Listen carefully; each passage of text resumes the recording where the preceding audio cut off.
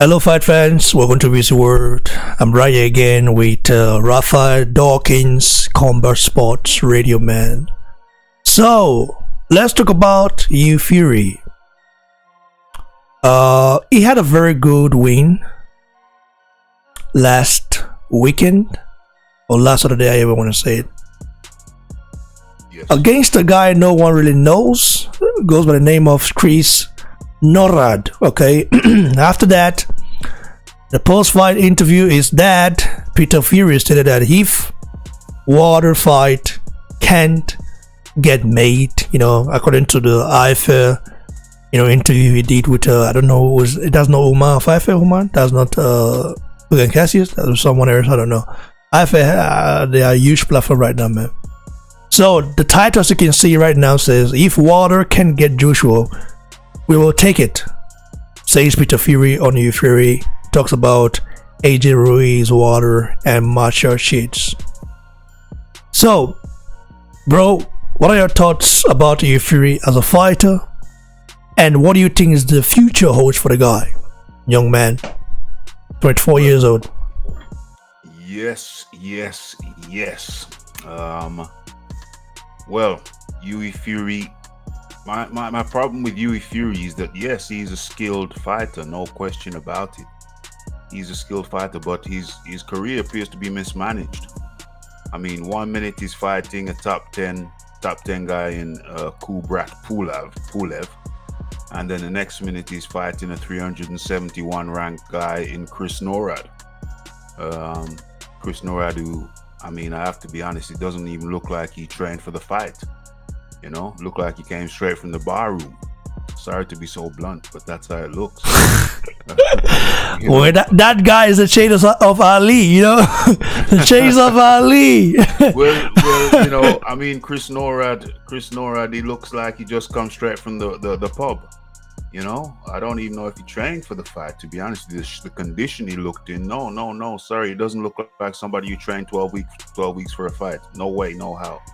I don't know if it was short notice or whatever, but either way, I mean, the fact remains, that Hughie Fury came from fighting a top 10 guy to a 371 ranked guy. That's ridiculous. That's very poor management. Very poor management.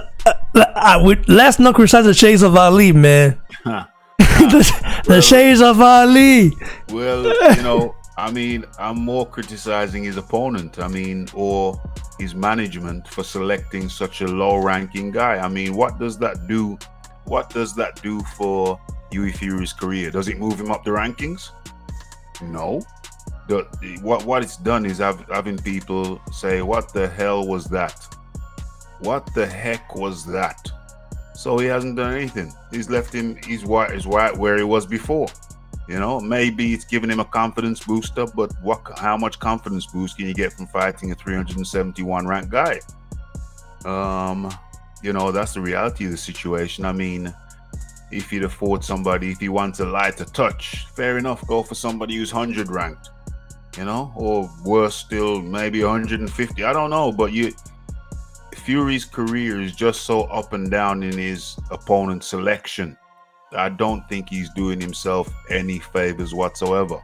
No favors whatsoever. And now he's talking about if the Joshua Wilder fight can't get made, he's happy to jump in. No, not after fighting a 371 ranked guy. There seems to be a real problem with the management of his career. He's been very poorly managed, I believe. He has to fight credible opponents. I mean, there are still lower ranked credible opponents out there for him, even if it's somebody with just a name who isn't that good anymore. How do you think if you were fair against Charles Martin? Oh, well, that's an interesting fight. That's a more interesting fight. He could fare well because he has the movement. I mean, he knows how to move around that ring. He knows how to stay away. Oftentimes, didn't work against Pulev, but that's a very good call. That's a competitive fight. I think Fury could have some success with that type of fight.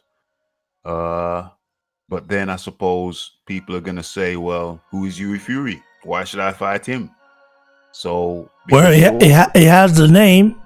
He has a name. He has a You, name. you, remember, you remember that.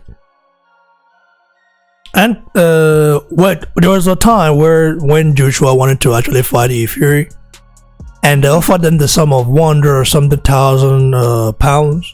Yeah, that's something like 150 something thousand pounds, and he turned it down. At that time, Hughie Fury was undefeated.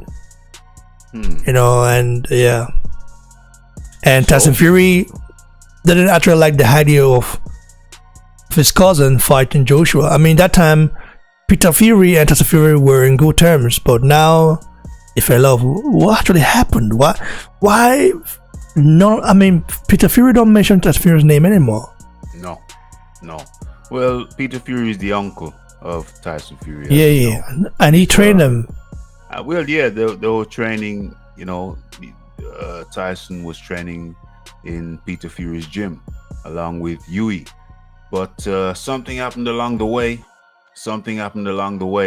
I mean, you could even see, even in the Klitschko fight, you could even see there was some little bit of friction there. You know, I remember an interview where Tyson said sometimes he wakes up in the morning and he doesn't even know if he wants to do it anymore. And then Peter Fury said, well, stop doing it then. They didn't have the chemistry that Tyson now has with his new trainer. You know, Benson is really a yes man, in my opinion. Well, the thing with do you think Benson can challenge Tyson Fury the way Peter Fury did? Well, clearly he's done something right, because when he was fighting from Peter Fury's gym, that's Tyson, when he was fighting from Peter Fury's gym, he said things have got stale. And I've seen some training footage of Peter Fury training his son Hughie, and I can understand that. Tyson said more isn't always better. And I think what he's referring to is just the repetitive nature of things. You know, if training camp, a 12-week training camp can seem very, very long when you're just going through regimented, the same old thing over and over again. I think his new trainer, he brings variety into the training camp. So now that 12-week training camp doesn't seem like 12 weeks. It seems shorter. So I think that he brings an element. Maybe he's made training fun for Tyson again. Maybe he's made it fun again. Whereas under Peter Fury, I get the feeling it's just gritty, repetition, and maybe overtraining. Tyson Fury has made statements. I've seen statements of him about overtraining. I mean, we talked in another video about Joshua overtraining. Overtraining is a real thing, and it's a detrimental thing. So when you bring a fun element into training, when you bring variety into training, that cannot be underestimated. So I think that's the difference between Ben, his new trainer, and his old trainer. That's a key difference. Okay. Getting back to Hughie Fury now. Yeah. I think he just needs to get more conventional in the way he's built up. Just go up the rankings, not down the rankings. Go up the rankings progressively higher. You know, that's what he needs to do to make his mark. Just go progressively higher. How high can he get? That is yet to be determined. But somebody like Charles Martin, I think he could have some very competitive fights. He needs to start getting competitive fights to keep his name where it needs to be. Chris Nord was undefeated, right? Chris Norrat? Yeah, Norrat was undefeated. Was he? Yeah, he's from Canada. I can see right here, man. He's from Canada. Made his pro debut in 2009. Right. C3. Yeah, he was undefeated. So I didn't know that. lost. Well, I just saw it now. I'm surprised, man. The thing with Norad is that he's had 15 fights, I think. 15 fights. 17 fights. 17 fights in 10 years. So, what's that like? 1.3 a year, something like that. 1.3. Does that really matter? Well, yeah, it does matter because Tyson Fury has been proved for more than 11 years, right? Yeah. And he should be having up to 50 fights right now. Yeah. But he has like 20 something, yes. 20 something. Yeah, 20 something fights. In how long is his career? Pro career? More than 11 years, I guess. 11 years. Same as Water. Do you remember that the time Joshua sparred Tyson Fury? Yeah. Fury was already a pro, you know that? Yes. And Joshua was an amateur. Yeah, it was an amateur, yeah. And he was novice. Yes. So that's why people have to give Joshua credit. Even Fury talked about Joshua being the next huge star in boxing. That's gonna go a long way. And now he changed his tone into hating on Joshua and all this crap, man. It's crazy. Mad. Who would you like? Is that saying if Water can get Joshua, we will take it? That's what he said. They will take the Water fight. How do you think that fight will play out if it actually happens? I don't know if Water will go for that, but how do you see the fight playing out if it actually happens? If it actually happens, well, Fury is a lesser version of Tyson. He's a lesser version. So how I see that fight going down, well, he can run around the ring for a while for sure, but he will get caught. He will get caught at some stage. He will get stopped. He will get dropped, and he will get stopped. But he's never been stopped. He's never been stopped. He's never been stopped, but he's never been hit by Wilder before. And also during that Parker fight, Fury managed to actually fight. Fury can fight on his back foot, huh? That guy can lean on. He can lean on the ropes. It's like the Tyson Fury, the let's say the second version of Tyson Fury. Yes. He can. Well, that's how he boxes. He does box on the back foot, and that's all good for defense. But what about the offense? That's the question mark. What about the offense? Going forward and actually sitting down on his punches and trying to crack. That's something that he doesn't do often enough. He doesn't sit down on his punches and crack often enough. Ultimately, he will be on his back foot versus Wilder, and he will get caught. He will get caught. If Tyson Fury got caught,